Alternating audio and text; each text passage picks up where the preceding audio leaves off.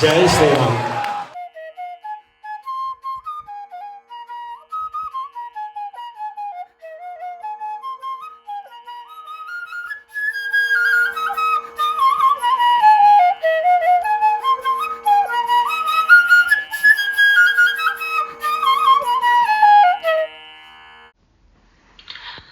रामाय रामभद्राय रामचन्द्राय वेदसे रघुनाथाय नाथाय सीतायाः पतये नमः। ॐ श्रीगुरुभ्यो नमः।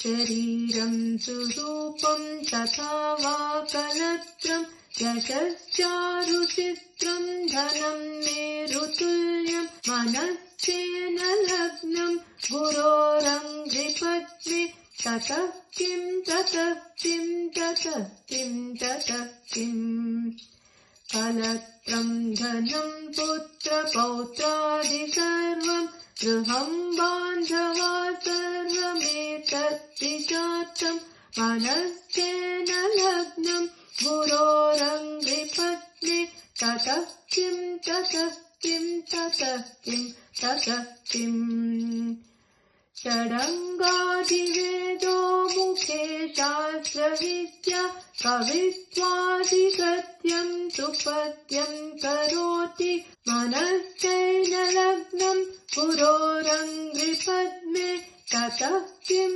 ततः किं ततः किं ततः किम् विदेशेषु मान्य स्वदेशेषु धन्य सदाचारवृत्तेषु मत्तो न चान्य मनश्चेन लग्नं गुरोरङ्घ्रिपद्मे ततः किं ततः किं ततः किं ततः किम् क्षमामण्डले भूपभूपालवृन्दै सदा सेवितं यस्य पादारविन्दं मनश्चैन लग्नं गुरोरङ्घ्रिपद्मे ततः किं ततः किं ततः किं ततः किम् यशो मे गतं दिक्षुदानप्रतापात् जगद्वस्तु सर्वं करे मत्प्रसादात् मनश्चैन लग्नं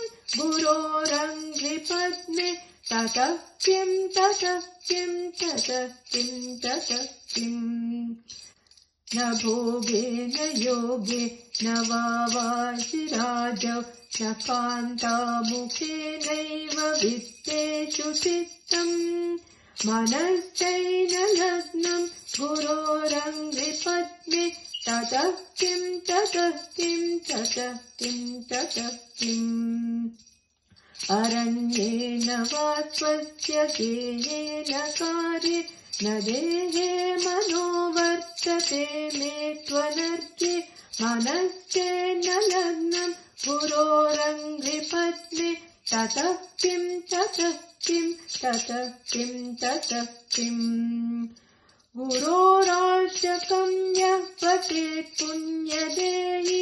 यतिर्भूपतिर्ब्रह्मचारी च चेहि लभेद्वाञ्छितार्थं पदं ब्रह्मचर्यं गुरोरुक्तवाक्ये मनो यस्य लग्नं गुरोरुक्तवाक्ये मनो यस्य लग्नं गुरोरुक्तवाक्ये मनो यस्य लग्नम्। ॐ गुरुभ्यो नमः।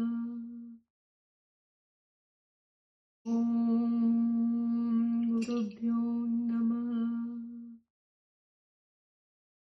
ॐ गुरुभ्यो नमः। जय श्रीराम, जय श्रीराम, जय श्रीराम।